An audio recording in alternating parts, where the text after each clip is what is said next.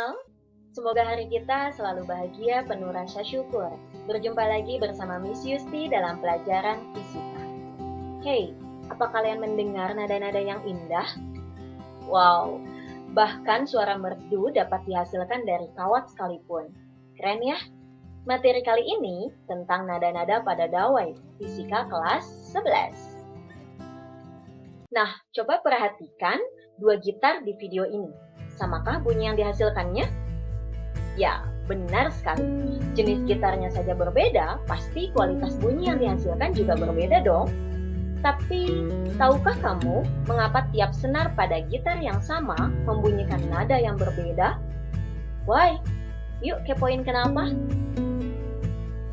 Ini dia, Marin Mersenne. Ilmuwan Prancis yang berhasil menjawab pertanyaan tadi saat ia membuat benda bernama sonometer. Sonometer ini dibuat untuk mencari tahu hubungan antara frekuensi dengan faktor-faktor yang mempengaruhinya. Begini bunyi hukum Mersenne. 1. Frekuensi berbanding terbalik dengan panjang senar, luas penampang senar, dan akar massa jenis senar. 2. Frekuensi berbanding lurus dengan gaya yang diberikan pada senar. Nah, jika ditulis rumusnya akan menjadi seperti ini. Aduh. Jangan geleng-geleng kepala dulu ya. Tenang, ini tidak seseram yang kita lihat loh. Coba ingat-ingat lagi saat kita bermain gitar. Simpelnya ada 3 faktor utama penyebab nada gitar berbeda. 1. Massa senar gitar. 2. Setelan kekencangan senar. 3. Posisi petikan senar. Untuk lebih dapat memahaminya, akan dijelaskan satu persatu. Yang pertama, massa senar gitar. Pada umumnya, senar gitar memiliki 6 senar yang memiliki nada dasar yang berbeda, terdiri dari nada E, A, D, G, B, dan E1. Coba lihat hubungan antara massa M dengan kecepatan V yang ditunjukkan oleh hukum Melody ini. Terlihat berbanding terbalik ya? Artinya, untuk panjang tali yang sama, jika massa senar semakin besar, maka kecepatan gelombang bunyi merambat pada senar mengecil. Sedangkan kecepatan V berbanding lurus dengan frekuensi F. So, untuk posisi petikan yang sama, frekuensi yang dihasilkan akan semakin rendah. Demikian sebaliknya. Untuk senar yang lebih kecil, maka kecepatan rambat gelombangnya semakin besar, sehingga frekuensi yang dihasilkan semakin tinggi. Makanya, kita kenal dengan senar yang paling atas disebut dengan senar bass. Sedangkan senar yang paling bawah disebut dengan melodi. Ting, ting, ting. Gitu. Berikutnya yang kedua, setelan kekencangan senar gitar. Berdasarkan hukum melodi yang tadi, semakin kencang stemnya, maka semakin cepat rambatan gelombangnya sehingga menghasilkan nada-nada tinggi. Sebaliknya, untuk setelan kendor akan memperlambat rambatan gelombangnya sehingga menghasilkan nada-nada yang rendah. Dan yang terakhir ketiga, posisi petikan senar atau posisi tangan menekan senar.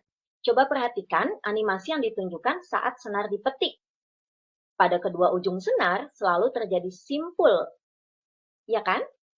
Nah, coba kita perhatikan gambar pertama. Saat kita memetik senar di nada dasar, maka terbentuk setengah gelombang. Pada gambar kedua, saat kita memetik senar di nada atas pertama, maka akan terbentuk satu gelombang. Dan pada gambar yang ketiga, saat kita memetik senar di nada atas kedua, maka akan terbentuk 1,5 gelombang. Demikian seterusnya untuk nada-nada berikutnya. Nah, seperti yang ditunjukkan pada hukum melodi tadi, untuk kecepatan rambatan yang sama, semakin kecil panjang gelombang akan menghasilkan frekuensi yang semakin besar. Ya, karena panjang gelombang berbanding terbalik dengan frekuensi. Itulah kenapa posisi tangan menekan senar dapat menghasilkan nada-nada yang berbeda. Oh iya, kalian harus tahu ya bedanya frekuensi dengan amplitudo. Cari tahu ya. Nah, berikutnya, kalau kalian sudah paham bedanya frekuensi dengan amplitudo, Ini dia kalau kita gambarkan gelombang yang terbentuk pada masing-masing nada pada gitar atau senar. Kalau biasanya kita kenal dengan nada E, A, D, G, B, dan E1, maka di materi fisika kita sebut dengan nada dasar, nada atas pertama, nada atas kedua, dan seterusnya. Atau karena nadanya harmonik, maka disebut dengan harmonik pertama, harmonik kedua, harmonik ketiga, dan seterusnya. Ups, mohon maaf, ada typo ya. Itu harusnya harmonik pertama, kedua, ketiga, dan seterusnya. Oke, sahabat belajar milenial, it's time for quiz. Pastikan kalian menjawab pertanyaan ini ya. Berdasarkan pengalaman kalian dalam memainkan gitar dan hasil menyimak video ini, bagaimana ya kita dapat membuat nada-nada yang indah dari gitar untuk membuat lagu yang kita inginkan? Nah, tulis jawabannya di kolom komentar dan nantikan nilai dari gurumu. Wah, terima kasih telah menyaksikan sampai akhir. Ingat, milenial adalah kita, belajar adalah sahabat kita. So, yuk sama-sama menjadi sahabat belajar milenial.